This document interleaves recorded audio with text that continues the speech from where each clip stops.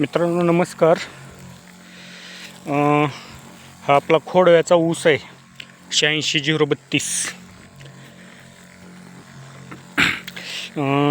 याला आपण फवारणी घेतो आहे. याच्यामध्ये आपण सायपरमेथ्रिन आणि क्लोरोपायरिफॉस हे दोन घटक मिक्स असलेलं औषध आहे. ऊसाचं जरा म्हणजे मर हुलली आहे थोडी.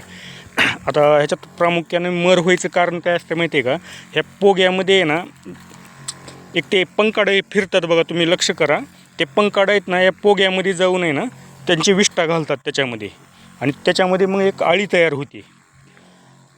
मग ती आळी काय करते, त्या पोग्याला खायला चालू करते. त्याच्यामुळं आपलं पोगे कंटिन्यू म्हणजे वापून तर येतात पण मरत राहतात. म्हणजे समजा आता पोगा एक मेला तर दुसरा ऊस त्याच्या साईडला येतो आहे, पण ते पण नंतर त्याच्यामध्ये पण आळी जाते. त्याच्यामुळे ऊस भरपूर महाग पुढं होतो. काही ऊस चांगला येतो, काही ऊस एकदम म्हणजे महागच राहतो, आणि खोडाळी त्याला मग कायमच राहते. तर त्याच्यासाठी आपण हे औषध घेतलेलं आहे. आणि सकाळी आणि 4 वाजता म्हणजे दिवस मोळायच्या थोडं अगोदर त्या टायमिंगला जरा फवारणी करायची, कारण त्या टायमिंगला जरा ते पंकाडं जे असतात ना ते थोडं जास्त येतात. तर आता मी फवारालो ह्या टायमाला, आता माझ्या मते 6 वाजलेले आहेत, आणि कुठं त्या पोग्यातून आहे ना पंकाडं असं उडून चाललेत. आता आमचा ऊस जाऊन 1 महिनाभरच झालेला आहे. आम्हाला हा मोडायचा होता, पण म्हणून आम्ही पाणी वगैरे दिलो नव्हतो, मधलं पाचट वगैरे जाळलो होतो. आता ठेवायचं असतं तर मग ते पाचट पण म्हणजे जाळायची इच्छा नव्हती, कारण गेल्या वर्षी पण ठेवलेलंच होतं. मग ह्या वर्षी ऊस मोडायचं चालू होतं म्हणून आपण पाचट जाळलं होतं. पण पुन्हा आमचा विचार बदलला आणि मग आहे त्यालाच आम्ही मेहनत चालू केली आहे. तर मग म्हणजे 15-20 दिवस आपण याला काहीच केलं नव्हतं मोडायचं आहे म्हणल्यास. मग आता पुन्हा नंतर याला पाणी वगैरे चालू केलं. आता अशी फूट वगैरे झालेली आहे, पण मरीचं प्रमाण जरा वाढलेलं आहे. त्याच्यामुळं या औषधाची फवारणी घेतली आपण. आणि याच्यामध्ये 28-28-0 म्हणून जे आपलं नवीन खत आलेलं आहे तो भरपूर इफेक्टिव्ह आहे बरं का. त्याच्यामध्ये 28% नायट्रोजन आणि 28% फॉस्फरसचं प्रमाण आहे. म्हणजे थोडक्यात की जसं आपण 19-19 वापरतो तसंच हे 28-28 आहे. त्याच्यामुळे जरा ऊसाच्या वाढीला चांगलाच हातभार लागते.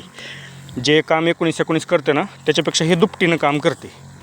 आणि मित्रांनो, हे फवारत्या वेळेस आहे ना जरा पोग्यामध्ये औषध पडेल याची पण जरा काळजी घ्यायची, म्हणजे थोडं स्लो फवारायचं.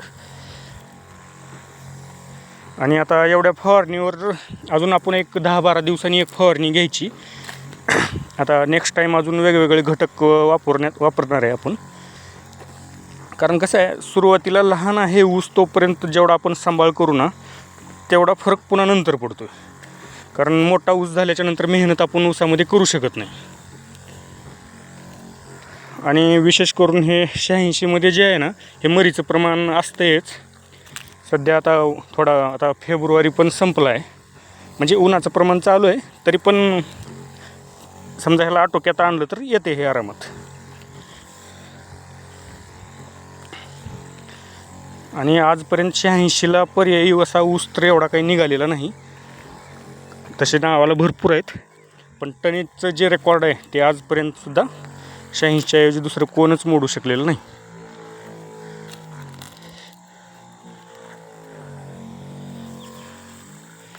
आणि हे जागी तुटाळ पण भरून काढावे लागतात बरं का. हे बघा,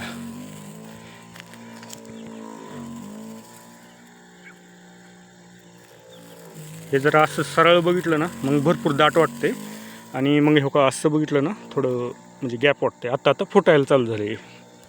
ठीक आहे मित्रांनो, धन्यवाद.